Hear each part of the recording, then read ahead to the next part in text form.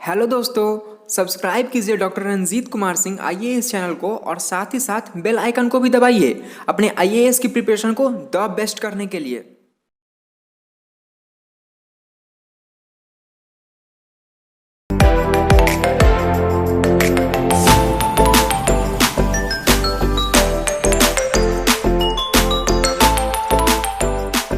हम लोग आधुनिक भारत पढ़ रहे हैं। We are studying modern India and in modern India we had started the decline of Mughals.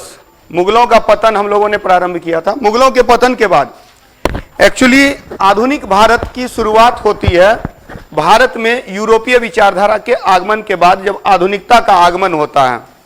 After coming of Europeans modern thinking came and Mughal rule was displaced by British rule। Mughal शासन को विस्थापित किया गया British सत्ता के द्वारा, और इसमें जो शुरुआत होती है initially it was the decline of Mughals. मुगलों का पतन हुआ and after decline of Mughals British rule was established. British शासन की स्थापना होती है, लेकिन इसमें एक बहुत बड़ी भूमिका क्षेत्रीय शक्तियों की थी। An important role of regional powers were seen in this period. इस काल में तो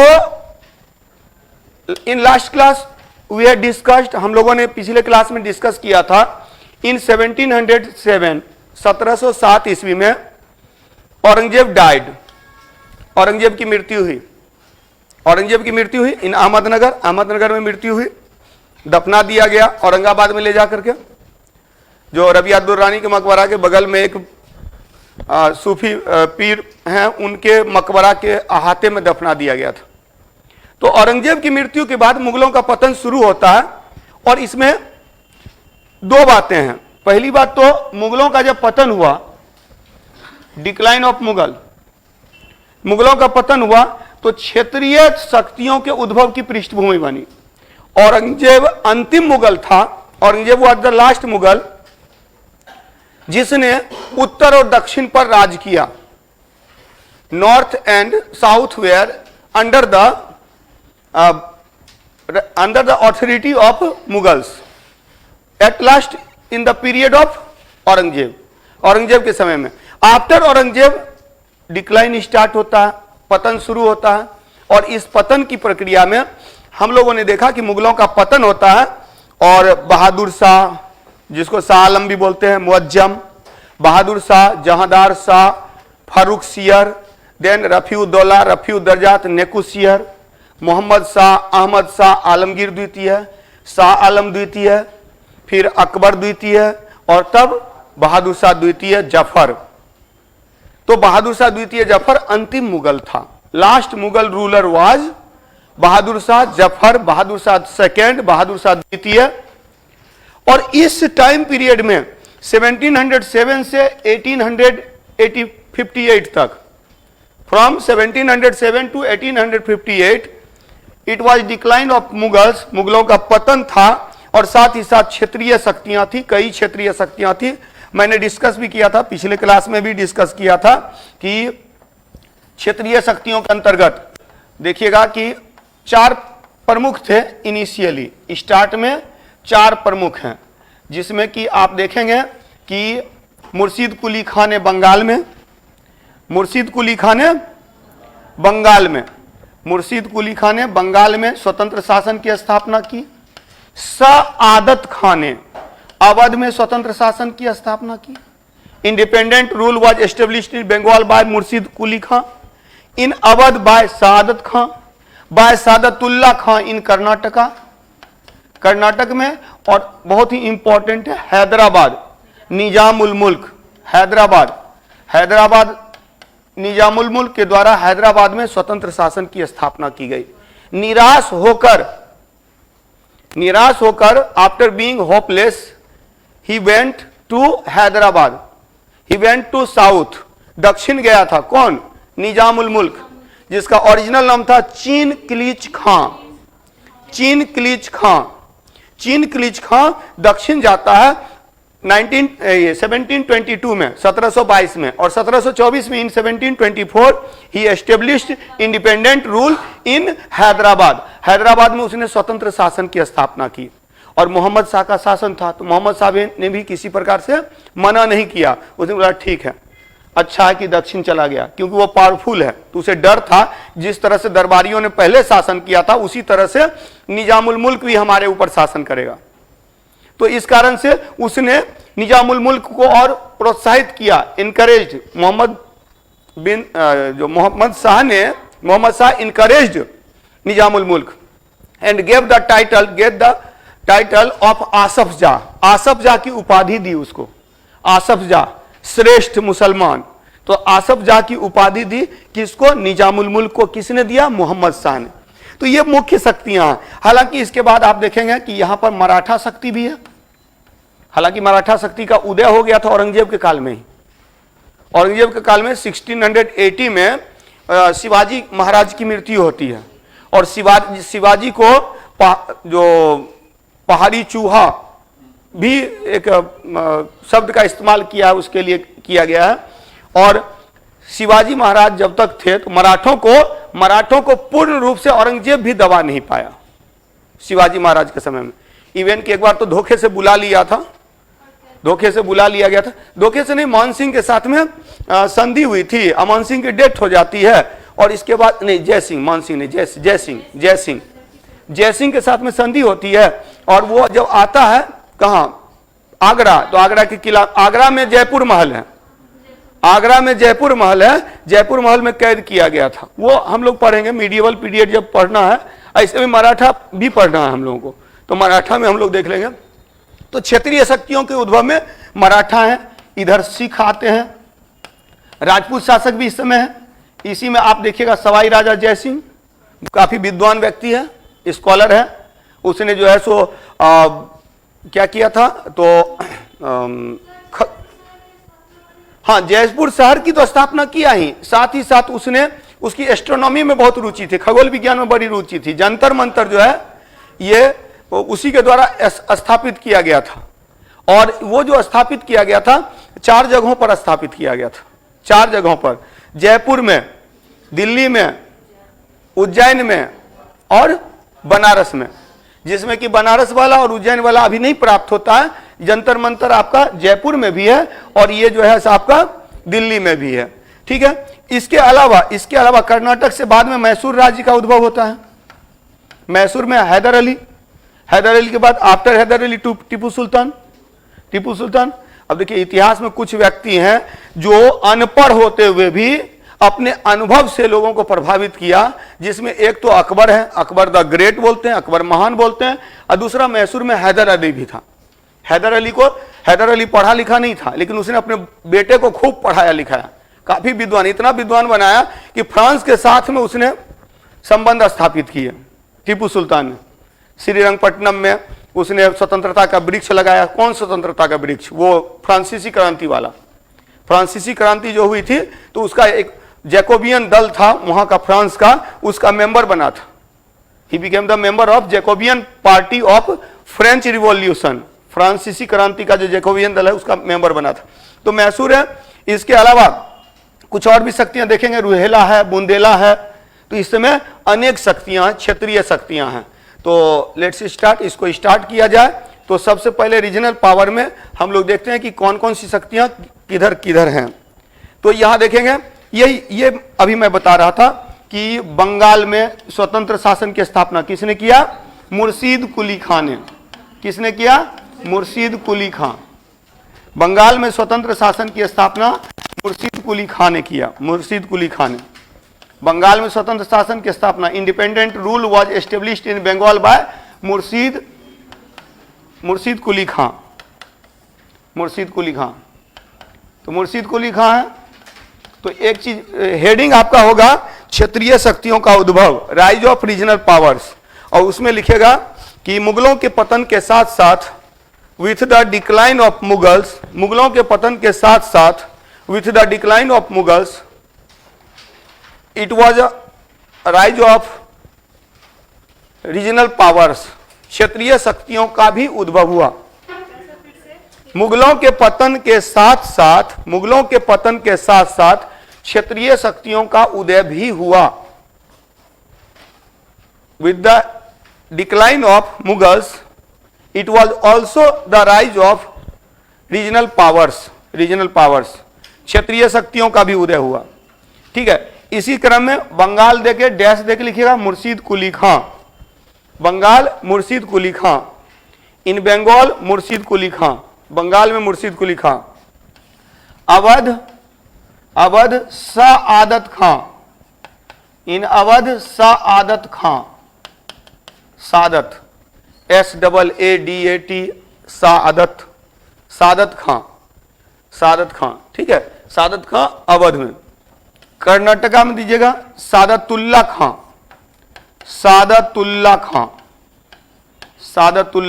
इन Karnataka Saadatullah Khan. In Hyderabad Chinkilich Khan who is known as Nizam उल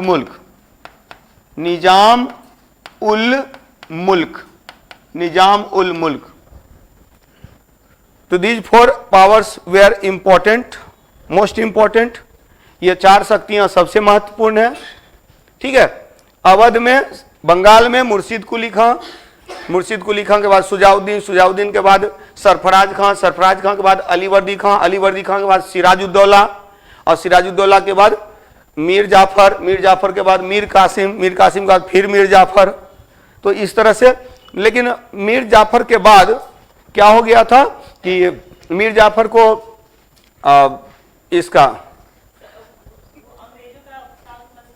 मीर जाफर के समय में लॉर्ड क्लाइव है, लॉर्ड क्लाइव का तो कुछ ये भी बोला जाता है, हाँ, यानी कि इसको क्या, हाँ, रॉबर्ट क्लाइव का गीदर भी बोला जाता है इसको, गीदर।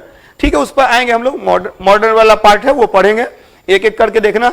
अभी केवल हम लोग को देखना कि रीजनल पावर्स में कौन कौन राइज हो रहे हैं, और specially in Karnataka after Saadatullah खां के बाद कर्नाटक में लड़ाई हो रही है उत्तराधिकार के लिए अनवरुद्दीन और चंदा साहिब के साथ में, और हैदराबाद में फिर लड़ाई हो रही है, मुजफ्फर जंग और नासिर जंग के बीच में जंग शुरू हो गया। तो इसके बाद क्या हुआ, इसी का फायदा अंग्रेजों ने उठाया। 3 कर्नाटक युद्ध में कर्नाटक हैदराबाद को अपने कंट्रोल में ले लिया। हालांकि वो युद्ध था एंग्लो फ्रेंच वॉर, लेकिन in the region of Karnataka, so it was called Karnataka war, उसको कर्नाटक युद्ध भी बोलते हैं। तो उस पर हम लोग बाद में करेंगे, लेकिन ये जब पता रहेगा तभी वहां समझ में भी आता है। नहीं तो लोग क्या करते हैं ना, ढूंढते जाते हैं कि चंदा साहिब कौन है, अनवरुद्दीन कौन है, मुजफ्फर जंग और नासिर जंग। तो मुजफ्फर और नासिर जंग जो है ये निजामुल मुल्क के बाद है, और सादतुल्ला खां के बाद ये नवाब सादतुल्ला खां। इसमें याद रखिएगा, heads were called Nawab in Bengal, Awadh and Karnataka, and heads were called Nizam in Hyderabad. जो हेड होते हैं ना, किंग होते थे ना, पहले बादशाह होते थे, मुगल बादशाह, तो ऐसे यहां इन लोगों ने स्वतंत्र रूप में नवाबी की, इसलिए नवाब कहलाए। तो नवाब सुवेर the king of these region, इस क्षेत्र के राजा जो होते थे वो नवाब कहलाते थे। तो नवाब कहलाते थे। तो बंगाल में मुर्शीद कुली खां, अवध में सादत खां, कर्नाटका में सादतुल्ला खां, और हैदराबाद में निजामुल मुल्क। क्लियर। यहां देखेंगे मराठा शक्ति का जो उद्भव होता है अंग्रेजों के काल में, यानी आधुनिक भारत में मराठा शक्ति का जो उद्भव हुआ, इसमें सबसे इंपॉर्टेंट रोल है पेशवाओं का। Peshwa became the power. ठीक है, यहां जो राजा है ना, असल में राजा को छत्रपति कहा जाता था, राजा को छत्रपति, मराठा राजा को छत्रपति कहा जाता था। छत्रपति बिकेम पावरलेस हो गया, नाम मात्र का, नॉमिनल हेड ओनली, सिर्फ नाम मात्र का प्रमुख रहा। Chhatrapati became the nominal head, real power was in the hand of Peshwa. और उसी में जो सबसे महान पेशवा बाजीराव प्रथम, द्वितीय नहीं है, द्वितीय दिखावा में रह गया, द्वितीय ओवर कॉन्फिडेंस में रह गया। प्रथम जो था, उसी प्रथम से रिलेटेड वो कहानी है ना, बाजीराव मस्तानी। तो बाजीराव मस्तानी वो केवल स्टोरी है, वो इतिहास नहीं है। उसको पूरा का पूरा फिल्म 3 घंटे की बना दिया गया, जबकि बाजीराव से क्वेश्चन जो आएगा वो 3-4 क्वेश्चन आएगा, 5 मिनट का है। बहुत लोगों को मैं देखता हूं कि पूरा कहानी बताने लगते हैं, तो वो आपके काम का नहीं है। ठीक है, बंगाल में मुर्शीद कुली खां, निजामुल मुल्क हैदराबाद में सादतुल्ला खां, कर्नाटक में और सादत खां अवध में। बाकी देखिए सिख के समय में गुरु गोविंद सिंह सिख के अंतिम गुरु थे। प्रथम गुरु कौन थे? गुरु नानक साहब। गुरु नानक, गुरु अंगद, गुरु पहले थे गुरु नानक, दूसरे थे गुरु अंगद। देखिए गुरु अमरदास, गुरु रामदास, गुरु अर्जुन देव, गुरु हरगोविंद, गुरु हर राय, गुरु हरिकिशन, गुरु तेग बहादुर और गुरु गोविंद सिंह। एक्चुअली एकदम मुंह पर रहेगा, उसके लिए एक ट्रिक है। ट्रिक क्या है ना, अमर राम अर्जुन हर हर हरि, अमर राम अर्जुन हर हर हरि, हर हर हरि, ये याद रखिएगा। देखिए पहला सबको याद है, नानक साहब है।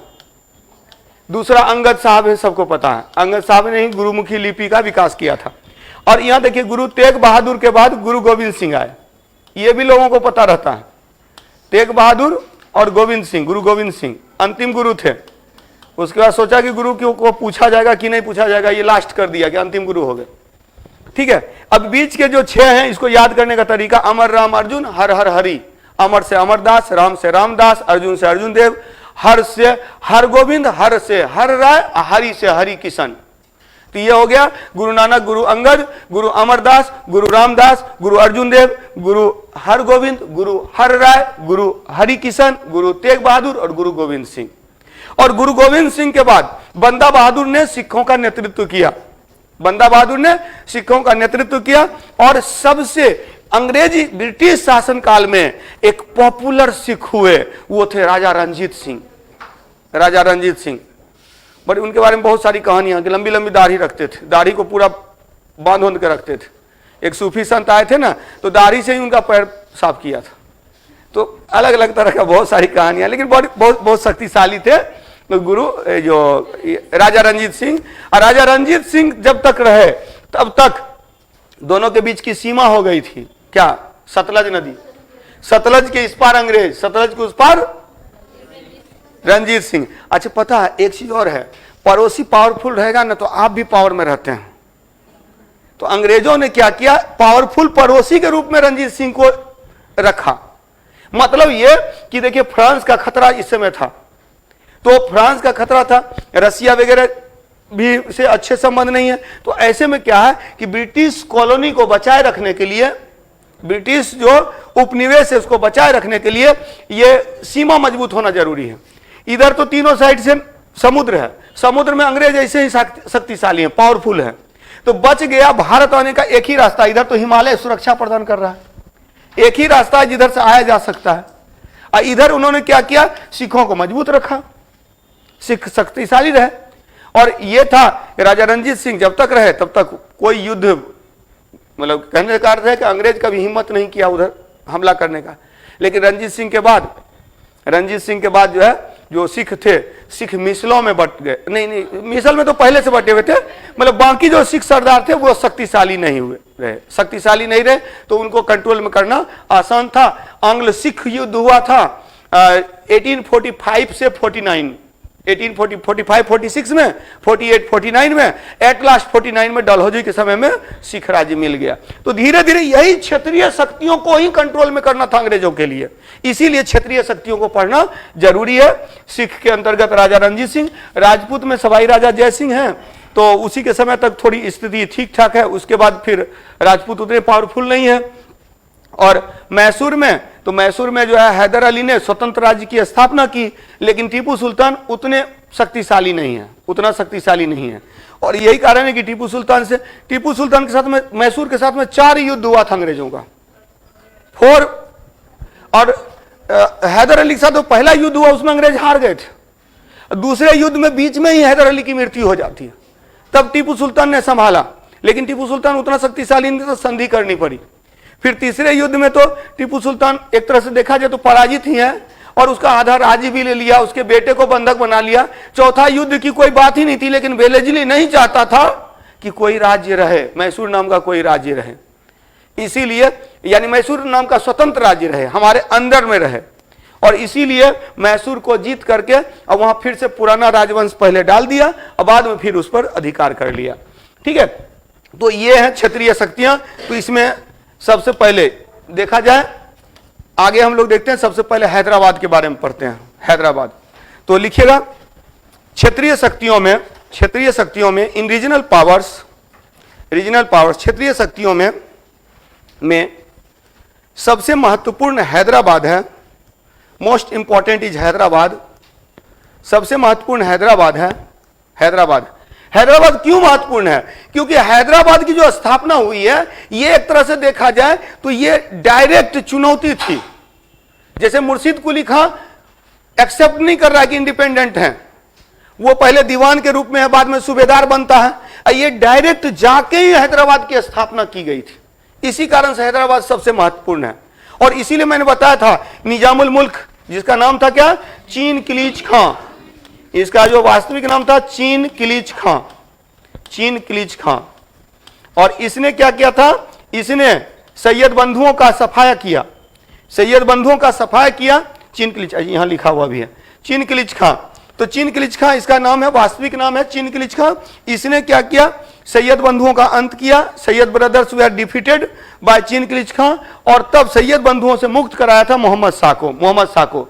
लेकिन इसके बावजूद मोहम्मद शाह इसके ऊपर विश्वास नहीं करता था, तो due to lack of faith, तो ये क्या हुआ, विश्वास की कमी के कारण, तो ये ही बिकेम सैड, दुखी हो गया, एंड वेंट टू साउथ, दक्षिण चला गया, and in south he established an independent rule, एक स्वतंत्र शासन की स्थापना की, एंड दैट वाज हैदराबाद, वही हैदराबाद राज्य था। और इसको कहा भी जाता है, मैंने बताया भी था कि जब मुगल शासन को छोड़ के दक्षिण गया तो इसे कहा जाता है एस्केप ऑफ लॉयलिटी, निष्ठा का पलायन, बताए थे ना। तो वो याद नहीं होगा कि निजामुल मुल्क का मुगल दरबार को छोड़कर दक्षिण जाना, यह निष्ठा का पलायन कहलाता है। कि Nizamul Mulk went to south after living the court of Mughal court, it was called escape of loyalty, ठीक है। तो इसको निष्ठा का पलायन कहते हैं। तो हैदराबाद में स्वतंत्र राज्य की स्थापना किसने किया? तो हैदराबाद में स्वतंत्र राज्य की स्थापना निजामुल मुल्क ने किया। In Hyderabad independent rule was establish, ऐसे ही स्ट्रक्चर बना देंगे, दिमाग में बैठेगा। हैदराबाद में स्वतंत्र शासन की स्थापना निजामुल मुल्क ने किया, स्वतंत्र शासन की स्थापना, independent rule was established by Nizamul Mulk in Hyderabad. It was the ruling period of Mohammad Shah, या मोहम्मद शाह का शासनकाल था। It was the ruling period of Mohammad Shah का शासनकाल था। मोहम्मद शाह का मूल नाम, ओरिजिनल नेम ऑफ निजामुल मुल्क का मूल नाम चीन किलीच खां था। निजामुल मुल्क का मूल नाम, the real name of Nizamul मुल्क वाज चीन किलीच खां। और चीन किलीच खां को आसफ जा की उपाधि दी। द टाइटल ऑफ आसफ जा वाज गिवन टू चीन किलीच खां बाय मोहम्मद शाह ने चीन किलीच खां को आसफ जा की उपाधि दी। चीन किलीच खां को आसफ जा की उपाधि किसने दी? मोहम्मद शाह ने दी। और इसके निजामुल मुल्क के दो उत्तराधिकारी हुए, मुजफ्फर जंग और नासिर जंग, दोनों में हुआ उत्तराधिकार की जंग, ठीक है।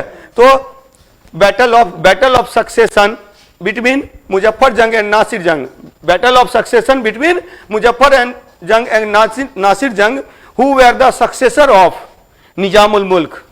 तो निजामुल मुल्क के उत्तराधिकारी कौन हुए? मुजफ्फर जंग और नासिर जंग। इसी में एक को सपोर्ट किया था, मुजफ्फर जंग को सपोर्ट किया था फ्रांसीसियों ने, और नासिर जंग को सपोर्ट किया था अंग्रेजों ने। वो हम लोग बाद में करेंगे, जब एंग्लो फ्रेंच वॉर करेंगे ना, कर्नाटका वॉर, तो उसमें इसको फिर से करना है, फिर से देखना है।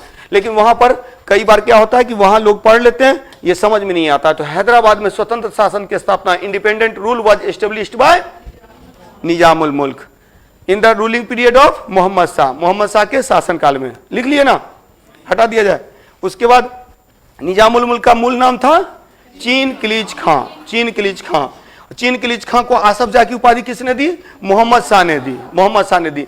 निजामुल मुल्क के बाद हैदराबाद के उत्तराधिकार के लिए लड़ाई हुई, किनके बीच? मुजफ्फर जंग और नासिर जंग के बीच। और इसमें लाभ उठाया किसने? अंग्रेजों ने लाभ उठाया। अंग्रेज और फ्रांसीसी दोनों आपस में लड़ गए, अंग्रेजों को इसका लाभ मिला। बाद में अंग्रेज और फ्रांसीसियों के बीच कर्नाटका वार जो हुआ, कर्नाटका युद्ध जो हुआ, उसमें भी सेकेंड वार, दूसरा युद्ध जो था ना, स्पेशली हैदराबाद और कर्नाटक को लेके ही था। जैसे क्या होता है ना, मान ले रहे हैं अड़ोसी पड़ोसी हैं, दो बच्चे आ गए पटना आ गए, वो भी अड़ोस पड़ोस में ही रहने लगे। तो कई बार ऐसा होता है, कैसा होता है कि घर का झगड़ा पटना में भी हो जाता है, या पटना वाला झगड़ा घर तक चला जाता है। पटना में दोनों में बहस हुई, पता चला घर में जाकर घर में भी बहस हो गई। तो इस तरह की चीज होती है। तो यहाँ उल्टा हुआ, घर वाला झगड़ा पटना आ गया, मतलब कि इंग्लैंड वाला झगड़ा, मतलब यूरोप वाला झगड़ा यहाँ आ गया। पता है यूरोप में England and France where the traditional enemies, परंपरागत शत्रु थे यूरोप में। यूरोप में फ्रांस और इंग्लैंड परंपरागत शत्रु थे। 100 साल का युद्ध भी इन्हीं दोनों के बीच में हुआ, 7 साल का युद्ध भी इन्हीं दोनों के बीच हुआ। 1350s टू 1450s, 1350 से लेकर लगभग 1450 तक, लगभग 100 साल का युद्ध, war of 100 years between England and France. तो इंग्लैंड और फ्रांस के बीच में 100 साल का युद्ध हुआ था। और सप्तवर्षीय युद्ध, 7 साल का युद्ध, 1756 से लेकर के 1763 तक, 1756 से लेकर 1763 तक 7 साल का युद्ध, 7 years war between England and France, England और फ्रांस के बीच हुआ। क्लियर? तो क्षेत्रीय शक्तियों में सबसे महत्वपूर्ण था हैदराबाद। हैदराबाद के बाद आते हैं बंगाल। बंगाल, नवाब ऑफ बंगाल। तो लिखिएगा, नेक्स्ट पॉइंट लिखिएगा कि मोहम्मद, लिखिएगा फारुखसियर के शासनकाल में, in the time period of Farrukhsiyar के शासनकाल में, थोड़ा लिख लेंगे फिर स्ट्रक्चर बनाएंगे। तो स्ट्रक्चर जो है ना, थोड़ा माइंड को ये कर देता है, तो उसमें थोड़ा सा लिख लेंगे उसका इंट्रोडक्शन कि क्या है। तो लिखिएगा फारुखसियर के काल में, in the period of Farrukhsiyar, Murshid Quli Khan was the Diwan of Bengal. Murshid Quli खां बंगाल का दीवान था। मुर्शिद कुली खां, लिखा हुआ Murshid Quli Khan was the Diwan of Bengal. Murshid Quli खां बंगाल का दीवान था। दीवान होता था, दीवान जो राजस्व मामला देखता था, वसूली वगैरह करता था, तो वहां का दीवान था। और लिखिएगा मोहम्मद शाह, नेक्स्ट पॉइंट लिखिएगा, मोहम्मद शाह के शासनकाल में, in the time period of Mohammad Shah के शासनकाल में, in the time period of Mohammad Shah, Murshid Quli Khan started to rule independently. Murshid Quli खां ने स्वतंत्र शासन करना प्रारंभ कर दिया। तो फारुखसियर के काल में, यानी बोला जाता है कि 1711 मतलब 12-13 के आसपास में वो दीवान था, फारुखसियर के समय में दीवान था। और 1719 के आसपास में उसने स्वतंत्र रूप से शासन करना शुरू कर दिया। तो 1719 के आसपास, यानी कि किसके काल में? मोहम्मद शाह के काल में इसने स्वतंत्र रूप से शासन किया। 1719 से लेकर के, मतलब यही यहाँ पर दिया हुआ है 1717 से ही कही एक तरह से, लेकिन 1719 में पूरी तरह से क्लियर कर दिया। 1717 भी फारुखसियर का ही शासनकाल है। तो 1717 से 1727 तक एक्चुअली क्या हुआ ना, दीवान होते हुए फिर वो सूबेदार बन गया। तो सूबेदार भी बना तो मुगलों का ही सूबेदार था, लेकिन सूबेदारी में ही वो जो स्वतंत्र शासन करने लगा और अपने आप को नवाब की तरह वहां बिहेव करने लगा। और 1727 तक वो शासन किया। 1727 से 1739 तक शुजाउद्दीन, 1739-40 में सरफराज खां आया और गया, मतलब आया, ये उतना योग्य नहीं था, ही वॉज नॉट एलिजिबल। तो इसलिए क्या किया, इसको विस्थापित किया, रिप्लेस किया, किसने? अलीवर्दी खां ने। Alivardi Khan became the Nawab of Bengal. और एक चीज याद रखिएगा, Alivardi Khan was the first person, Alivardi Khan पहला व्यक्ति था जिसने who felt the danger of Britishers, अंग्रेजों के खतरे को जिसने महसूस किया, अंग्रेजों के खतरे को महसूस किया। He felt about the danger of Britishers के, अंग्रेजों के खतरे को महसूस करने वाला पहला नवाब जो था वो अलीवर्दी खां। अलीवर्दी खां ने कहा था कि ये जो अंग्रेज हैं, Britishers are like the bee, या कह सकते हैं तो मधुमक्खी के समान है, अगर उसको ना छेड़ा जाए, don't disturb them, they will give Honey. अगर उसको छेड़िएगा नहीं तो मधु मिलेगा, और छेड़िएगा तो वो काट खाएगा। तो इसने ये चीज को फील किया, इसने सलाह भी दी थी, लेकिन सिराजुद्दौला नहीं माना, छेड़ दिया, तो इसका नुकसान हुआ। जैसे सिराजुद्दौला जो है, अगर उसने किलाबंदी करने से नहीं रोका होता, किलाबंदी कर रहा था ना यहाँ पर बंगाल में, किलाबंदी करने से नहीं रोका होता तो फिर वो डिस्टर्ब नहीं आता। हालांकि उस समय भी अगर ये आपसी एकता बनी रहती तो लॉर्ड क्लाइव कुछ नहीं कर सकता था। लॉर्ड क्लाइव को तो डायरेक्शन मिला था कि वापस आ जाओ, छोड़ दो, लेकिन लॉर्ड क्लाइव ने क्या किया, अपनी सूझबूझ का सहारा लिया, कॉन्स्पिरेसी की, और क्या किया, after the battle of Plassey, Plassey के युद्ध के बाद शासन की स्थापना की। तो लिख लिए सब। बंगाल के नवाब में पहला कौन है, मुर्शिद कुली खां, 1717 से 1727, कहीं कहीं 1719 से 1727 दिया रहता है, 1727 से 1739, 1727 से 1739 सुजाउद्दीन, ये सुजाउद्दीन है। एक सुजाउद्दौला होगा अवध में, कंफ्यूज मत कीजिएगा। जब हम लोग बक्सर का युद्ध करेंगे ना, उसमें सुजाउद्दौला अवध का नवाब है। अवध में सादत खां के बाद सुजाउद्दौला हुआ, अवध में सादत खां के बाद सुजाउद्दौला हुआ, नहीं सुजाउद्दौला नहीं, सादत खां के बाद हुआ सफदरजंग, और सफदरजंग के बाद हुआ सुजाउद्दौला। सफदरजंग को नवाब वजीर भी कहा गया, पिछले क्लास में डिस्कस हुआ है। सादत खां के बाद सफदरजंग, और सफदरजंग के बाद आता है सुजाउद्दौला, उस पर भी आते हैं। पहले बंगाल के नवाब को देख लेते हैं। पहला कौन है, मुर्शिद कुली खां, मुर्शिद कुली खां के बाद सुजाउद्दीन, उसके बाद सरफराज खां, फिर अलीवर्दी खां, अलीवर्दी खां के बाद सिराजुद्दौला। क्लियर। मुर्शिद कुली खां 1717 से 1727, 1727 से 39 सुजाउद्दीन, सरफराज खां 1739 से 1740, अलीवर्दी खां 1740 से 1756। लंबा शासन है, 16 साल शासन किया, काफी बुजुर्ग हो चुका था, कोई बेटा नहीं था, केवल 3 बेटियां थी, छोटी बेटी का बेटा था सिराजुद्दौला, नाती था, ठीक है, ग्रैंडसन है कौन, सिराजुद्दौला, और वो भी छोटी बेटी का बेटा है। तो स्वाभाविक सी बात है, मौसी मौसा लोग जो है उसको कैसे बर्दाश्त होगा कि नवाब बन गया। तो बस साजिश चलने लगी, कॉन्स्पिरेसी चलने लगी, इसी कॉन्स्पिरेसी का शिकार हुआ सिराजुद्दौला। और यही कारण है कि सिराजुद्दौला के विरुद्ध जो कॉन्स्पिरेसी हुई, षड्यंत्र हुआ, lord Clive participated in that conspiracy, lord Clive ने उस षड्यंत्र में भाग लिया, and in the battle of Plassey he was defeated in 1757। ठीक है, 23 जून 1757। एक इतिहासकार हैं, नाम है यदुनाथ सरकार। यदुनाथ सरकार का एक स्टेटमेंट है, 23 जून 1757 को भारत में आधुनिक काल का आगमन हो गया।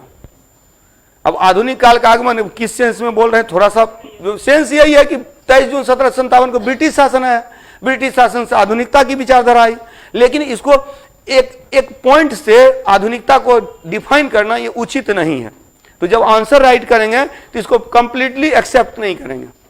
वहां पर जो लास्ट का जो पैरा होगा, जो हिस्ट्री ऑप्शनल वाले हैं उन लोगों के लिए विशेष रूप में, वो उस पर आपको बताना होगा। यही इतिहास विषय की एक गंभीरता है कि लोग क्या करते हैं कि अकॉर्डिंग टू क्वेश्चन आंसर नहीं लिख पाते हैं, और यही कारण है कि नंबर अच्छे नहीं आते हैं।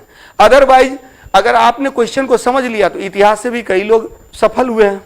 जब सफल हो रहे हैं तो इसका मतलब कि उसमें अच्छे नंबर आने की संभावना है। तो हर सब्जेक्ट में मैं बार बार बोलता हूँ ऑप्शनल को लेकर के कि आप कभी टेंशन में मत लीजिए, जो भी सब्जेक्ट है उसको खुल के पढ़िए, खुल के लिखिए, तो उसमें नंबर आएंगे ही आएंगे। कोई सब्जेक्ट खराब नहीं होता है, मेरा मानना है कोई सब्जेक्ट खराब नहीं होता है। हाँ, उस सब्जेक्ट पर आपकी मेहनत कैसी होती है वो इंपॉर्टेंट है, इसलिए मैं कभी किसी के ऊपर प्रेशर नहीं देता हूं कि आप ये सब्जेक्ट लीजिए। हाँ, बेटर जब बोलते हैं तो इतिहास, चूंकि इतिहास से नेट भी रहा, इतिहास से भी मैंने ऑप्शनल हिस्ट्री और फिलॉसफी दोनों से दिया है।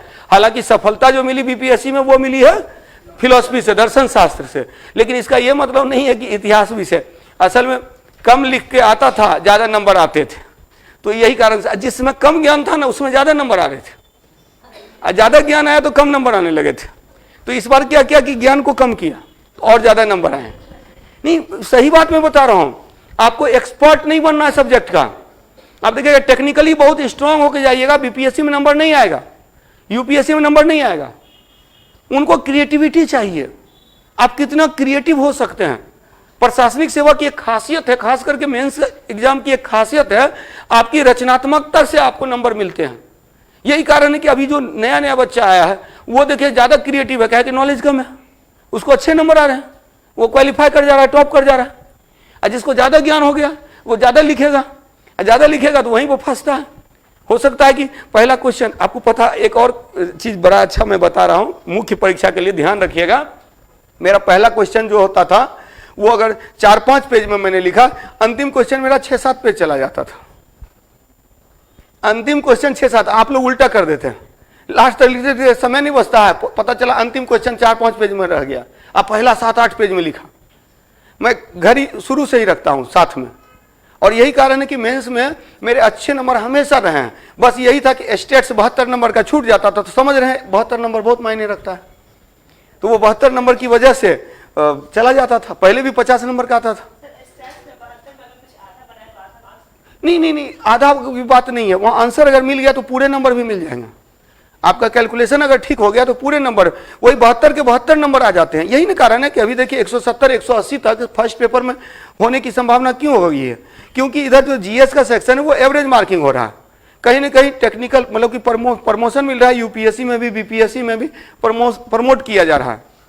हालांकि इस बार देखिएगा मैथ्स के नंबर कम हुए हैं, मैथ्स में जो है पिछले बार जो 280-85 तक गया था उसके तुलना में, तो वो भी ध्यान में रख रहे हैं, वहां भी ध्यान दिया जा रहा है। लेकिन देखिए इसीलिए मैं बोलता हूं कि अब ये ना सोच कर कि पिछले साल टॉप किया 285 नंबर आ गए तो अब मैथ ही ले लिया जाए, तो हाँ वही बात है। तो इसीलिए मैं बोल रहा हूं कि किसी प्रकार के पूर्वाग्रह से ग्रसित नहीं होना है, पॉजिटिव सोचना है और वहां पर काम करना है। कोई भी सब्जेक्ट खराब नहीं है। तो बंगाल के नवाब में हो गया कौन? मुर्शिद कुली खां, सुजाउद्दीन, सरफराज खां, अली वर्दी खां और उसके बाद सिराजुद्दौला। क्लियर? चलिए तो आगे बढ़ते हैं। बंगाल के नवाब के बाद आगे अवध के नवाब, नवाब ऑफ अवध के नवाब। टाइम पीरियड उतना इंपॉर्टेंट नहीं है, यहाँ 3 शासक है जो आपके लिए इंपॉर्टेंट है कि अवध में स्वतंत्र शासन की स्थापना किसने किया? सादत खां ने किया। तो स्वतंत्र शासन की स्थापना, independent rule was established by, स्वतंत्र शासन की स्थापना, स्वतंत्र शासन की स्थापना किया, independent rule was established by Saadat Khan के बाद है सफदरजंग को नवाब वजीर भी बोला जाता है। Safdarjung is also known as Nawab Wazir. क्यों बोला जाता है नवाब वजीर? ये नवाब था अवध का और वजीर बना मुगलों का। उत्तरकालीन मुगल में इसने किसके समय में? अहमद शाह के समय में नवाब की उपाधि ली, तो इसीलिए इसको नवाब वजीर भी कहा जाता है, क्लियर? तो नवाब वजीर बोला जाता है किसको? हाँ, सफदरजंग को नवाब वजीर भी कहा जाता है। और 1722 से 1739 तक 39 तक सादत खां है। सादत खां कब से कब है? 1722 से 1739 और उसके बाद सफदरजंग आता है। और सफदरजंग का जो काल है, देखिए एक चीज और है, अगर नहीं भी पता हो तो उसमें एक पॉइंट आप ऐसे कर सकते हैं। अच्छा, सफदरजंग 39 में बना था, नवाब बना था, और 39 से उसके बाद उसका जो सक्सेसर है उसके बाद सफदरजंग तो इसमें 54 में उसकी मृत्यु हो गई थी। 54 में, 39 से 54, 1739 से 54, तो ये हो गया। अब 54 के बाद सुजाउद्दौला है। अब इसके 10 साल के बाद देखिए सुजाउद्दौला ने किसमें? बक्सर की युद्ध में भाग लिया था। तो ईस्वी सन उतना इंपॉर्टेंट नहीं है, मैंने भी सर्च करके आपको बता दिया और कभी मुझे जरूरत नहीं पड़ी। हाँ, लेकिन एक चीज है, टाइम पीरियड रहेगा ना तो वो निकाला जा सकता है। निकाला इसलिए जा सकता है कि सुजाउद्दौला कहां पर है? बक्सर की युद्ध में भाग गया, यानी 1764 के समय में, 1764 में ये होगा। सफदरजंग किसके दरबार में था? किसके समय में था? मोहम्मद शाह के बाद आया अहमद शाह के समय में ये पावरफुल हुआ। तो अहमद शाह के समय में आया। देखिए 1739 से 54 के बाद कौन है? आलमगीर है ना, 54 से 59 उस आलमगीर द्वितीय है। उसके बाद शाह आलम द्वितीय है 59 से 1806। तो वह मिला करके आप कर सकते हैं, टाइम पीरियड निकल जाता है, कुछ न कुछ उसके समय का समकालीन अगर याद रहेगा तो हो जाता है। तो चलिए अवध के नवाब कौन है? सादत खां। अच्छा, सादत खां के बारे में एक और चर्चा हम लोगों ने किया था, 1739, 1739। देखिए 39 तक है। क्यों पता है? 39 में इसने सुसाइड कर लिया था। 39 में इसने सुसाइड कर लिया था। 1739 में नादिर शाह का आक्रमण हुआ भारत पर। 1739 में तो नादिर शाह का आक्रमण हुआ था। तो एक पॉइंट लिखिए ना, लिखिएगा कि अवध में स्वतंत्र शासन की स्थापना सादत खान ने की। Independent rule was established in Awadh by Saadat Khan. Awadh में स्वतंत्र शासन की स्थापना सादत खान ने की। Independent rule was established in Awadh by Saadat Khan. It is called, यह कहा जाता है कि, इट इज कॉल्ड दैट, यह कहा जाता है कि he invited Nadir Shah to attack on Delhi. यह कहा जाता है कि इसने नादिर शाह को दिल्ली पर आक्रमण करने के लिए आमंत्रित किया। दिल्ली पर आक्रमण करने के लिए आमंत्रित किया। दिल्ली पर आक्रमण करने के लिए आमंत्रित किया। यह कहा जाता है कि इट इज टोल्ड दैट, यह कहा जाता है कि he invited Nadir Shah to attack on Delhi, Delhi पर आक्रमण करने के लिए आमंत्रित किया। और जब ये बातें डिस्क्लोज हो गई, जब ये बात खुल गई, मतलब इसकी पोल जब खुल गई, तो इसने क्या किया, सुसाइड कर लिया। ठीक है, तो इसने आत्महत्या कर ली, सुसाइड कर लिया। जब ये डिस्क्लोज हुआ तब सफदरजंग बना नवाब। सफदरजंग नवाब बना और इसको अपना वजीर बनाया था अहमद शाह ने, मुगल शासक ने। इसीलिए इसको नवाब वजीर कहा जाता है। He is known as Nawab वजीर। वजीर मतलब मंत्री होता, प्रधानमंत्री, सलाहकार होता है वजीर। मीडिएवल पीरियड पढ़ेंगे तो मीडिएवल में पढ़ेंगे हम लोग। ठीक है, तो इसके बाद, और सफदरजंग के बाद आया कौन, Shujauddaula. Shujauddaula participated in battle of Buxar. Buxar के युद्ध, बक्सर का युद्ध 1764। एक तो बक्सर का युद्ध और दूसरा याद रखिएगा इलाहाबाद की संधि, ट्रीटी ऑफ इलाहाबाद, इलाहाबाद की संधि। तो इलाहाबाद की संधि हुई, बक्सर का युद्ध हुआ इन the period of Shujauddaula. Shujauddaula के काल में बक्सर का युद्ध हुआ, इलाहाबाद की संधि हुई। बक्सर का युद्ध हुआ 1764 में, 1764 में, 1764 में बक्सर का युद्ध हुआ और इलाहाबाद की संधि हुई 1765 में, 1765। 1765 में इलाहाबाद की संधि। इलाहाबाद की दो संधि हुई थी, हम लोग वहां पढ़ेंगे। बक्सर के युद्ध तो उसके बाद पढ़ेंगे। दो संधियां हुई थी, एक हुई थी शुजाउद्दौला के साथ, दूसरा हुई था मुगल शासक कौन था, शाह आलम द्वितीय के साथ, शाह आलम द्वितीय के साथ। ये शुजाउद्दौला है, वहां शुजाउद्दीन था। मुर्शिद कुली खां के बाद बंगाल का नवाब बना शुजाउद्दीन, और यहां शुजाउद्दौला। सफदरजंग के बाद अवध का नवाब बना शुजाउद्दौला। क्लियर। अब हम लोग कर्नाटक पहुंचते हैं। तो कर्नाटक में स्वतंत्र शासन की स्थापना किसने की, सादतुल्ला खान ने। In Karnataka independent rule was established by Saadatullah Khan के द्वारा स्वतंत्र शासन की स्थापना की गई। Independent rule was established and after Saadatullah Khan, यहां पर नवाबी के लिए संघर्ष हुआ। किसके बीच में, चंदा साहिब और अनवरुद्दीन के बीच। इनके बारे में बाद में भी पढ़ना है, तो जिसमें मैं एंग्लो फ्रेंच वॉर बताऊंगा, आंग्ल कर्नाटक युद्ध बताऊंगा, तो उसमें कंफ्यूज मत कीजिएगा कि कौन है चंदा साहिब, कौन है अनवरुद्दीन। ये लोग इसके उत्तराधिकारी थे, सक्सेसर ऑफ सादतुल्ला खान। इन कर्नाटका में बैटल ऑफ सक्सेशन, उत्तराधिकार के युद्ध में भाग लिया था चंदा साहिब और अनवरुद्दीन ने। अनवरुद्दीन को अंग्रेजों ने सपोर्ट किया था और चंदा साहिब को फ्रांसीसियों ने किया था। वहां बोल रहे थे इंग्लैंड में, यूरोप में बोला जा रहा था कि हम लोग थोड़े न लड़ रहे हैं, वो लोग लड़ रहा है, चंदा साहिब लड़ रहा है, अनवरुद्दीन लड़ रहा है, वो लोग आपस में लड़ रहा है। लेकिन दोनों को पीछे से सपोर्ट किए हुए थे फ्रांसीसी और अंग्रेज। तो ये बताते हैं कि यहां इस प्रकार से युद्ध हो रहा है। तो स्वतंत्र शासन की स्थापना किसने किया कर्नाटक में, सादतुल्ला खान ने। इतना ही यहां पर रखिए। इसके बाद कर्नाटक के बाद पहुंचते हैं हम लोग मराठा। हाँ, मराठा। तो लिखिएगा नेक्स्ट पॉइंट, पहले लिख लीजिएगा पॉइंट, फिर इसको बनाइएगा। लिखिएगा दक्षिण में इन साउथ, दक्षिण में मुगल काल में, in Mughal period, in south in Mughal period, दक्षिण में मुगल काल में शिवाजी ने स्वतंत्र मराठा राज्य की स्थापना की? शिवाजी ने स्वतंत्र मराठा राज्य की स्थापना की। Independent Maratha rule was established. Independent Maratha rule was established. दक्षिण में मुगल काल में स्वतंत्र मराठा राज्य की स्थापना शिवाजी ने की। स्वतंत्र मराठा राज्य की स्थापना शिवाजी ने की। शिवाजी का जो शासनकाल है 1627 से 1680, इनके जन्म से भी क्वेश्चन पूछा हुआ है, इनके मृत्यु से भी क्वेश्चन पूछा हुआ है। हाँ, तो दादा कोंडदेव, और ऐसे जो थे पिता जो थे कौन थे? पिता कौन? माता ताराबाई और पिता शाहजी भोसले। ठीक है, शाहजी भोसले थे पिता थे, और ताराबाई माता थी, और ये दादा कोंडदेव इनके संरक्षक थे, कोंडदेव संरक्षण थे। तो शिवाजी से रिलेटेड अभी कर ले रहा हूं, हम लोग इसको कर ले रहे हैं।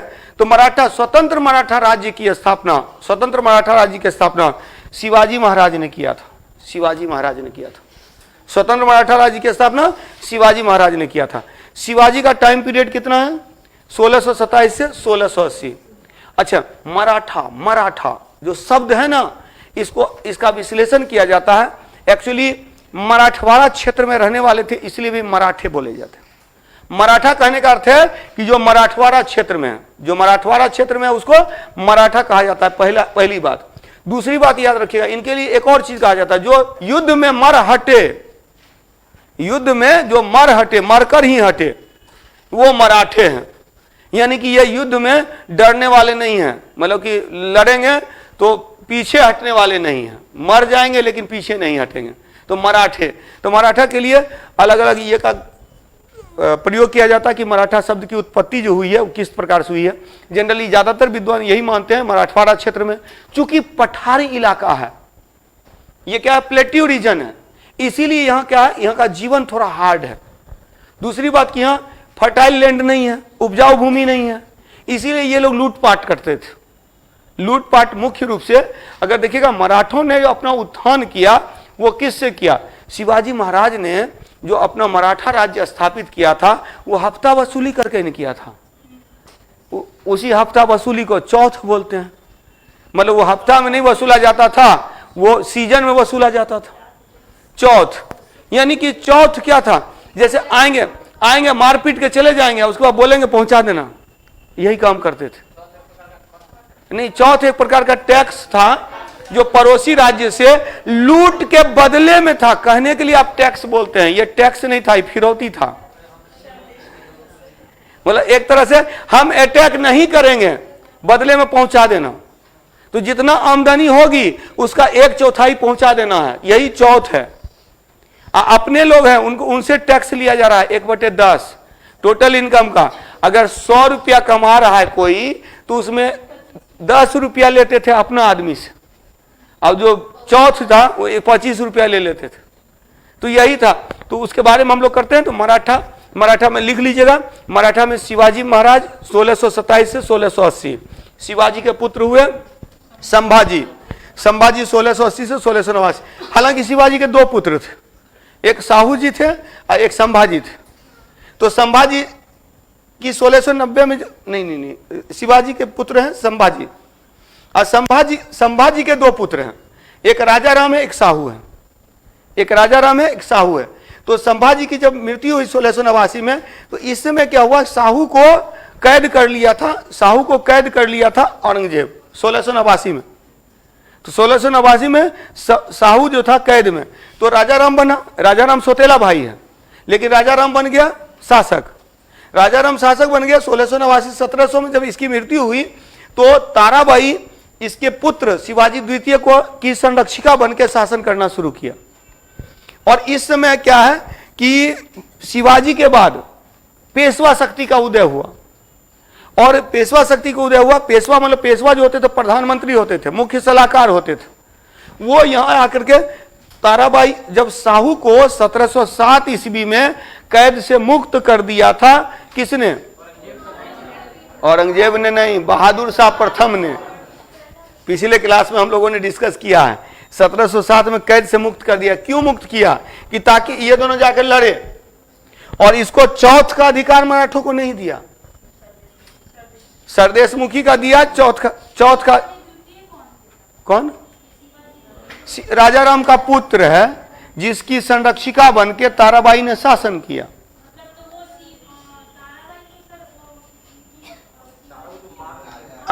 किसकी माँ थी? राजा राम की पत्नी थी ताराबाई। हाँ, मतलब इनकी भाभी हो गई, ठीक है, साहू की।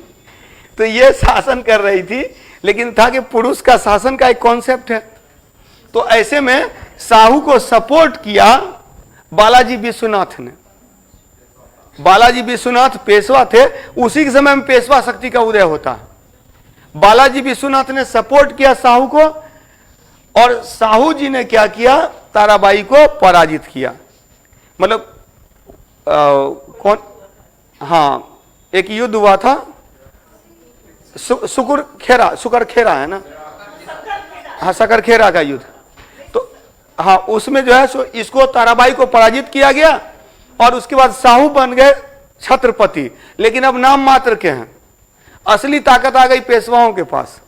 अब बालाजी विश्वनाथ के पुत्र हुए बाजीराव प्रथम। अब बाजीराव प्रथम के समय में पेशवा शक्ति का उत्थान हुआ। बाजीराव प्रथम का कथन है कि मराठा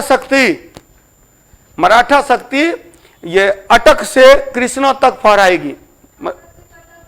अटक से कृष्णा तक, अटक मतलब हो गया पेशावर, वहां से लेकर के कृष्णा नदी तक मराठा ध्वज फहराएगा। और दूसरी बात कि उसी ने कहा था कि मुगल अब ताकतवर नहीं रह गए, बोले कि मुगल अब मतलब कि जर्जर हो चुके पेड़ के समान है, जिसकी जड़ पर वार किया जाए तो पेड़ अपने आप गिर जाएगा। तो ये दो स्टेटमेंट से क्वेश्चन आता है। ये बाजीराव प्रथम का कथन है। हाँ, जब औरंगजेब की मृत्यु हो चुकी थी तो मराठा का नेतृत्व अगर पूछेगा तो ताराबाई कहाँ में आई थी? औरंगजेब की मृत्यु के बाद नहीं, औरंगजेब की मृत्यु के बाद देखिए 1707 में मृत्यु के बाद ये साहू जाता है तो दक्षिण में, तो फिर साहू ही शासक बना। नहीं, औरंगजेब की मृत्यु के समय मराठा शक्ति का हेड कौन है? तो ताराबाई है। हाँ, मृत्यु के समय, तो मृत्यु के समय हेड थी ताराबाई। और ये जो साहू है, तो साहू को कैद से मुक्त किया गया, तब जाकर के युद्ध होता है और उसमें जीतते हैं बालाजी विश्वनाथ की मदद से। बालाजी विश्वनाथ को सेना करते की उपाधि दिया जाता है। बाद में वो पेशवा बनते हैं, और उसी के समय में पेशवा शक्ति की उत्थान। शुरू में वो पेशवा नहीं थे बालाजी विश्वनाथ, वो सेनापति थे। उनकी मदद से जब बना शासक, ये छत्रपति बन गए, तो फिर इन्होंने क्या किया? बालाजी विश्वनाथ को पेशवा बना दिया, और उसी के समय में पेशवा शक्ति का उदय होता है। और 1720 से 1740 तक 20 साल तक बाजीराव प्रथम ने शासन किया। बाजीराव प्रथम 1740 में ये बाजीराव प्रथम का पुत्र था बालाजी बाजीराव। वैसे बालाजी विश्वनाथ, फिर बाजीराव प्रथम, फिर बालाजी बाजीराव। अब बालाजी बाजीराव ओवर कॉन्फिडेंट, वो तो पहले तो क्या किया ना, पावर ले लिया अपने हैंड में। एक संधि किया था जिसको संगौला की संधि बोलते हैं। संगौला की संधि, एक सुगौली की संधि है, वो नेपाल के साथ है, और एक संगोला की संधि है। संगोला की संधि में क्या हुआ कि छत्रपति नाम मात्र के शासक रह गए, असली शक्ति किसके पास हो गई? पेशवा के पास। ये 1750 का जो संगोला की संधि है, संगोला की संधि में यही हुआ था। संगोला की संधि, इसके बारे में हम लोग करेंगे जब आंग्ल मराठा युद्ध करेंगे ना, वो सब पढ़ना है, पेशवा के बारे में पढ़ना है। अभी ज्यादा दिमाग को डिस्टर्ब नहीं करना है, इतने फैक्ट्स हो जाएंगे कि फिर परेशान हो जाइएगा। ठीक है, तो यहां पर याद रखेंगे कि मराठा शक्ति का उदय हुआ शिवाजी महाराज के समय में। शिवाजी के पिता कौन थे? शाहजी भोसले। पहले तो लिख लिया ना, 1627 से 1680। 1627 से भी क्वेश्चन पूछा हुआ बीपीएससी में, 1680 से भी पूछा हुआ है कि शिवाजी का जन्म हुआ 1627 में, मृत्यु हुई 1680 में। अब मृत्यु से 6 साल पहले 1674 में इन्होंने अपना राज्याभिषेक करवाया था रायगढ़ के किले में, छत्तीसगढ़ में आकर। अब पता है मराठे कितना तेज हैं। एक्चुअली इनकी जो ताकत थी ना, इनकी तीव्रता, ये घुड़सवार, अच्छे घुड़सवार थे। अब मराठों की ही सेना में काम करते थे पिंडारी के बारे में सुना है? वीर मूवी में सुना होगा, ठीक है। पिंडारी नहीं पढ़े हैं, आप पढ़े हैं, बाकी लोग जिनका इतिहास विषय नहीं है वो लोग वीर मूवी देखे होंगे सलमान खान की, तो उसमें भी पिंडारियों की चर्चा मिलती है। और जब क्या हुआ था कि तो पिंडारी लोग जो थे, पिंडारियों ने क्या किया, पिंडारियों का दमन किया था लॉर्ड हेस्टिंग्स ने। तो एक्चुअली ये लोग इनकी सेना में काम करते थे और वो लोग थे क्या, रेंट पर सैनिक थे, मतलब युद्ध लड़ने जाना, आ जाओ इतना पैसा मिलेगा, ऐसे करके पिंडारी लोग आते थे। आज चूंकि ये युद्ध लड़ते रहते थे तो उनकी कमाई होती रहती थी। अब ये क्या हो गया कि जब मराठों का पतन हो गया तो उनका रोजी रोटी खत्म हो गया, तो वो लोग लूट मार करने लगे, और तब लूट मार करने लगे तब पिंडारियों का अंत करना जरूरी हो गया, इसीलिए पिंडारी शक्ति का अंत किया गया। और उसी में देखिएगा कि कुछ कमेंट भी किया जाता है, जब सलमान खान फॉरेन में जाता है तो वहाँ कमेंट भी होता है कि तुमको तो धूल चटा दिए थे वहाँ, जो अंग्रेज जो है वो बताता है कि पिंडारियों को किस तरह से पिंडारियों का नाश किया गया। तो इसमें उसी में है हीरो, 3-4 लोग हैं, बासिल मोहम्मद हैं, बुरन हैं, हीरू हैं, इस तरह से कुछ जो पिंडारी लोग थे। तो उन पिंडारियों के बारे में फिर पढ़ेंगे, जब वहाँ पढ़ेंगे ना हम लोग लॉर्ड हेस्टिंग्स गवर्नर और गवर्नर जनरल का जो शासनकाल पढ़ेंगे तो वहाँ पर आ जाएगा ये फिर से। चलिए, तो मराठा शक्ति का उदय होता है शिवाजी महाराज के समय में। शिवाजी का काल है 1627 से 1680, 1680 से 1689। संभाजी शिवाजी के पुत्र हैं। उसके बाद शिवाजी के पोता थे साहू, ये राजा राम और साहू दोनों भाई हैं। ये भी वास्तविक जो उत्तराधिकारी है संभाजी का वो साहू ही है, ये सौतेला भाई है। तो ये चूंकि कैद में थे तो इसीलिए ये शासन किया, राजा राम ने शासन किया। राजा राम की मृत्यु हुई तो उसकी पत्नी ताराबाई शासिका बनी, और उसने राजा राम के पुत्र शिवाजी द्वितीय को, ये नवजात था, बालक था तो इसको जो है सो राजा बना दिया, और सारा पावर इसी के पास में है। तो 1689 से 1700 तक है राजा राम, 1700 से 1707 तक है ताराबाई, और 1707 से 1749 तक है साहू जी महाराज। 49 के बाद 1700 जब साहू जी का अंत होता है तो जो छत्रपति बने उनको नाम मात्र का बना दिया गया। संगोला की संधि 1750 में कर दी गई, और 1750 में संगोला की संधि के बाद रियल मराठा पावर हाँ किसे पेशवाओं के हाथ में आ गया। पेशवाओं के साथ में छत्रपति नाम मात्र के शासक रहे। और देखिए ये लोग अटैक करते थे ना, तो इनके ऊपर भी तो अटैक किया जा सकता है। तो ये लोग क्या करते थे ना, अपना मुख्यालय अलग अलग रखते थे। कहने का अर्थ है, देखिए सतारा में छत्रपति का राजमहल होता था, और पुणे में पेशवा का कार्यालय होता था, और शिवाजी ने अपना राज्याभिषेक करवाया रायगढ़ में। तो यानी देखिए रायगढ़ में राज्याभिषेक करवाया, यानी अलग अलग जगह पर। और रायगढ़ में जो जब राज्याभिषेक करवाया था तो गए थे यहाँ से, काशी के विद्वान थे गंगा भट्ट, जिन्होंने जाकर के क्या किया था, राज्याभिषेक करवाया था। ये सब कहानी खूब पढ़ते हैं आप लोग। चलिए 1627 में तो शाहजी भोंसले इसके पिता थे। इनकी दो पत्नी थी, तो दूसरे पत्नी के साथ चले गए, तो फिर इनकी माता को छोड़ दिया। तो फिर ये जो है इनकी माता और इनके जो संरक्षक हैं दादा कोणदेव, तो दादा कोणदेव इनके संरक्षक थे। दादा कोणदेव इनके संरक्षक थे।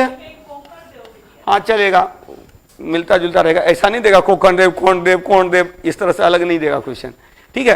तो दादा कोणदेव जो थे इनके ऐसे करके कहीं कहीं कोणदेव भी दिया रहता है। हाँ, माता का नाम जीजाबाई। ये तो टीवी में एक प्रचार देता था, कॉम्प्लेन पीने के बाद जो है सो बुद्धि आ जाती है कि शिवाजी के माता का नाम क्या है, तो माता का नाम जीजाबाई, इनकी माता का नाम जीजाबाई, ठीक है। इसके बाद याद रखिएगा कि शिवाजी महाराज ने स्वतंत्र राज्य की स्थापना की, और इन्होंने टैक्स सिस्टम, यानी कि ये एक पॉइंट याद रखिएगा, पेशवा शक्ति का उदय और आंग्ल मराठा युद्ध। ये हम लोगों को मॉडर्न इंडिया में, मतलब मॉडर्न वाला पार्ट में जब आंग्ल मराठा युद्ध करेंगे ना तो उस समय पूरा पेशवा के बारे में पढ़ेंगे। अभी सिर्फ मैं बता रहा हूँ कि पेशवा शक्ति का उदय कैसे हुआ, और इसको फिर से जो एक तरह से मीडिएवल का पार्ट है, तो मीडिएवल में फिर शिवाजी महाराज को अलग से हम लोग को पढ़ लेना है। और यहाँ बस देखना है कि शिवाजी महाराज ने स्वतंत्र राज्य की स्थापना की, इसके पुत्र हुए संभाजी। 1689 में संभाजी की मृत्यु हुई, और इसी समय साहू को कैद में किया गया। ये भी क्वेश्चन कई बार पूछा हुआ है। चूंकि साहू को मुक्त किया था बहादुर शाह प्रथम ने, तो वो कैद में कब गए, तो 1689 में, 1689 में कैद में गए। कौन? साहू को कैद किया था, औरंगजेब ने कैद किया था। इसके बाद राजाराम के बाद शिवाजी द्वितीय, ताराबाई और उसके बाद साहू। इसमें एक चीज याद रखना है कि जो मराठा शासन प्रणाली थी उसमें अष्ट प्रधान आठ जो अष्ट प्रधान, हाँ अष्ट प्रधान, एक याद रखिएगा, एक अष्ट प्रधान है, एक अष्ट दिग्गज है। अष्ट दिग्गज वो 8 विद्वान थे, अष्ट प्रधान 8 शासन के अंग है। मतलब यहां जिसका हेड है पेशवा, प्रधानमंत्री, उसके अलावा जो है सचिव वगैरह, ये सब मीडिएवल वाला पार्ट में। एक बार जब औरंगजेब पढ़ेंगे तो औरंगजेब के बाद इसको मराठा शक्ति को देख लेना, शिवाजी महाराज को देख लेना। तो यहां ये याद रखना कि हम लोग क्षेत्रीय शक्तियों का उद्भव करें तो क्षेत्रीय शक्तियों में क्या है, मराठे भी चुनौती दे रहे थे। तो मराठे चुनौती दे रहे थे। पहले तो चारों को देख लिया हम लोगों ने, बंगाल हो गया, अवध हो गया, कर्नाटक हो गया, हैदराबाद हो गया। हैदराबाद, अवध, कर्नाटक, बंगाल। इसके बाद आए मराठा शक्ति में क्लियर। तो मराठों के बाद अब सिख आए। अच्छा, मराठा में एक पॉइंट मैंने बताया था और वो पॉइंट ये था कि मराठा शक्ति के अंतर्गत याद रखिएगा कि मराठा अपने क्षेत्र में सरदेशमुखी वसूलते थे। उसको लिख लीजिए, एक पॉइंट लिखिएगा। मराठों द्वारा मराठा कलेक्टेड मराठों द्वारा अपने राज्य में, मराठा कलेक्टेड सरदेशमुखी, अपने राज्य में सरदेशमुखी नामक कर वसूलते थे। सरदेशमुखी नामक कर वसूलते थे। तो collected sardeshmukhi in on state, अपने राज्य में। और नेवरहुड स्टेट में उन्होंने क्या वसूला, चौथ वसूला। सरदेशमुखी वसूलते थे, विच वॉज 1/10 ऑफ टोटल इनकम, जो कुल आय का 1/10 होता था। कुल आय का 1/10 होता था। Which was 1/10 of total income, कुल आय का 1/10 होता था। और नेक्स्ट लिखिएगा, chauth were collected from the neighbourhood states. ठीक है, मराठों द्वारा पड़ोसी राज्यों में चौथ की वसूली की गई। विच वॉज इंस्टीड ऑफ लूट, जो लूट के बदले में था।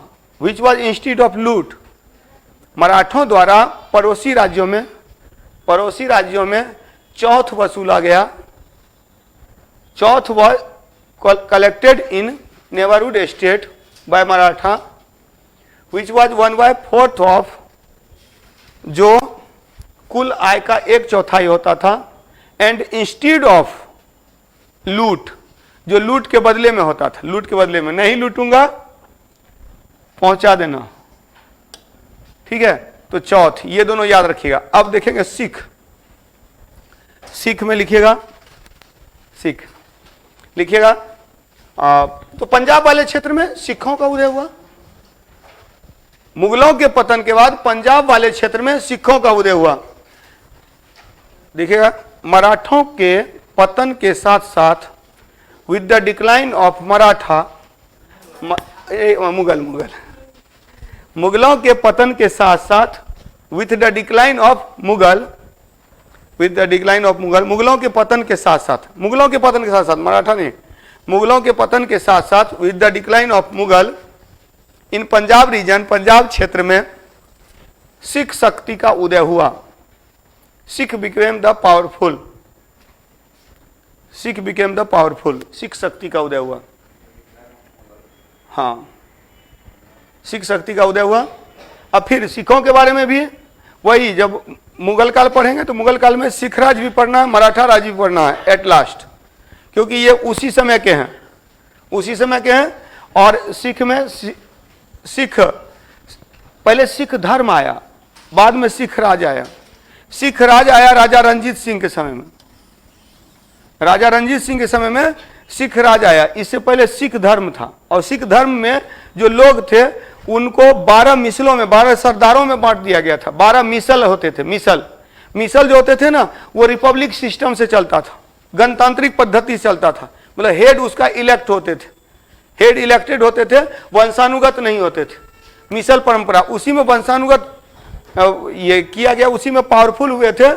राजा रंजीत सिंह सुकरचकिया मिसल से थे, सुकरचकिया मिसल से, जो भंगी मिसल को के पावर को खत्म किया था। सबसे शक्तिशाली था भंगी मिसल, सुकरचकिया मिसल के थे। तो याद रखेंगे सिख शक्ति का उदय हुआ। क्लियर? तो सिख शक्ति, पहले सिख धर्म की स्थापना गुरु नानक ने की। गुरु नानक का जन्म हुआ था 1469 में, 1469 में। मैंने ऐसे याद रखा है ना कि गांधी जी के जन्म के 400 साल पहले, गांधी जी का जन्म हुआ था 1869 में, तो 400 साल पहले 1469 हो गया, 1469 में। 1469 में इनका जन्म हुआ था गुरु नानक का। और गुरु नानक साहब ननकाना साहिब कहाँ? पंजाब, पाकिस्तान के पंजाब के ननकाना साहिब में इनका जन्म हुआ था। और तो पहले गुरु, प्रथम गुरु कौन हुए? गुरु नानक।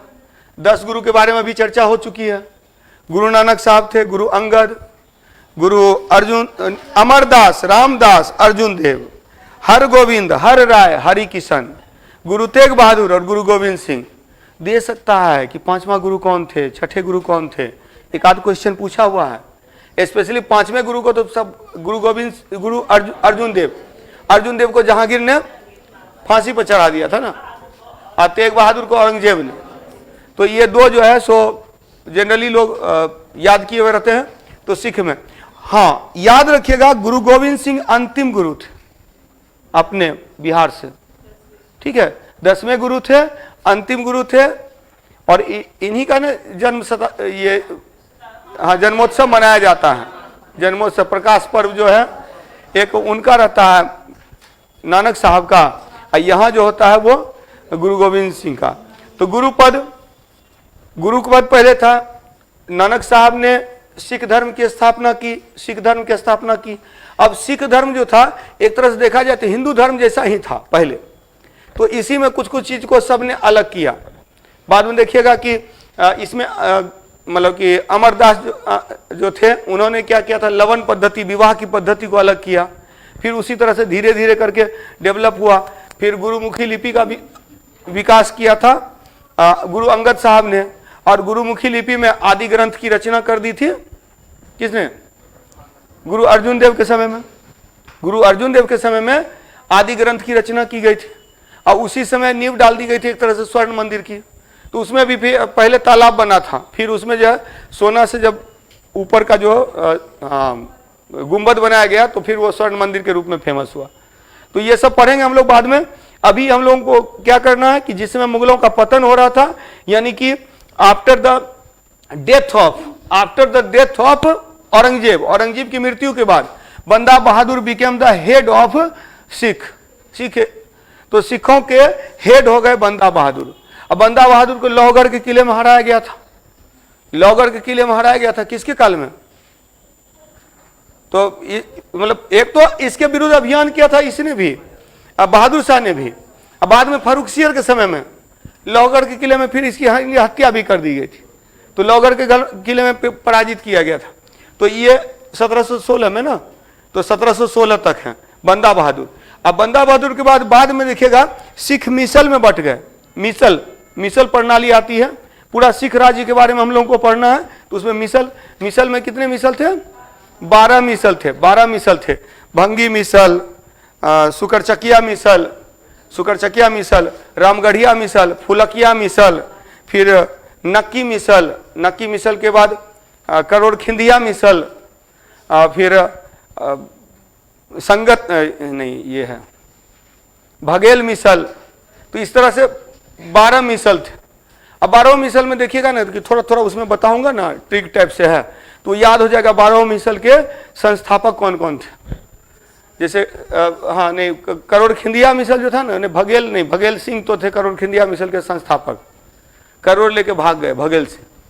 उसी तरह से जैसे कि होता है ना कि बाबा दीप सिंह थे शहीदी मिसल के, तो शहीद हो गए तो दीप जला दिए, तो शहीदी मिसल के। उसी तरह से बुलेबालिया मिसल है, एक है नक्की मिसल, तो नक्की मिसल है हीरा सिंह है। तो इस तरह से जो है। और सुकरचकिया मिसल के हैं चरत सिंह। तो ये मैंने क्या सुकर चरत, मतलब चरत सिंह। सुकरचकिया मिसल चरत सिंह। हालांकि सुकरचकिया मिसल के ही सबसे शक्तिशाली हुए थे राजा रणजीत सिंह, जिन्होंने क्या किया था, जो भंगी मिसल का जो है ना, भंगी मिसल जो है वो छज्जा सिंह थे उसके संस्थापक। भांगना मतलब हम लोग, मैंने अपने ठेठ भाषा में याद किया, भंगी मतलब भांग गया, टूट गया, छज्जा टूट गया, तो ऐसे करके याद किया तो छज्जा सिंह याद हो गया, भंगी मिसल छज्जा सिंह। तो ये भंगी मिसल सबसे शक्तिशाली था, जिसका कि अंत करके फिर राजा रणजीत सिंह ने स्थापना। इससे पहले लेकिन सिख सरदारों ने मिल करके पंजाब राज्य की स्थापना कर दिया था, और उसी पंजाब राज्य को पावरफुल बनाया, लाहौर और अमृतसर को एक किया, वो काम किया था रणजीत सिंह ने।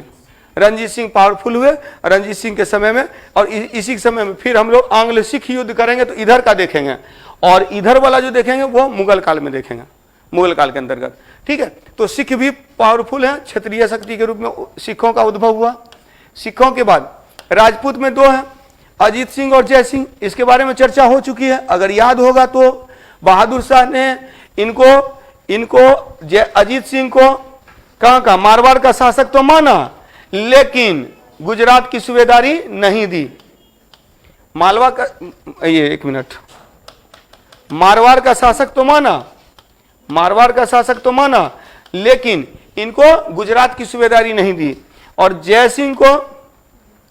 सिंह को मेवाड़ का शासक माना, लेकिन इनको मालवा की सूबेदारी नहीं दी, मालवा की सूबेदारी। लेकिन बाद में जब जहांदार शाह आया तो जहांदार शाह ने किया, जय सिंह को मालवा की सूबेदारी दे दी और अजीत सिंह को गुजरात की सूबेदारी दे दी। तो ये भी राजपूत भी पावरफुल है, और स्पेशली जय सिंह की भूमिका महत्वपूर्ण है। जय सिंह ने बहुत सारे कार्य किए, विद्वान व्यक्ति थे, गणित के जानकार थे, खगोल विज्ञान के जानकार थे। इन्होंने यूक्लिड के ग्रंथ का अनुवाद किया था जिज मोहम्मद शाही के नाम से। तो इसके बारे में तो जय सिंह के संदर्भ में यहाँ पर प्रश्न कुछ बनते हैं कि, और इसने क्या किया था कि खगोल विज्ञान की जानकारी लेने के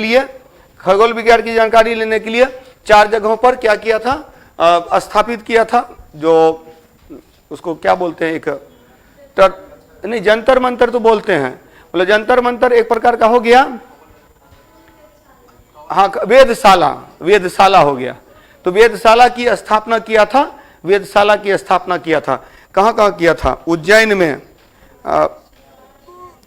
एक तो है कि दिल्ली, जयपुर, बनारस, उज्जैन और परहैप्स मथुरा में भी 5 जगह पर किया था। मथुरा भी है, बनारस भी है, 5 जगह किया था, जिसमें कि 2 जगह बचा रह गया। 5 जगह पर वेदशाला की स्थापना हुई थी, वेदशाला की स्थापना। नोट्स आप लोग को मिल चुका है, एक बार मिला लीजिएगा ना, देख लीजिएगा। तो राजपूत, इस समय राजपूत शक्तिशाली हैं।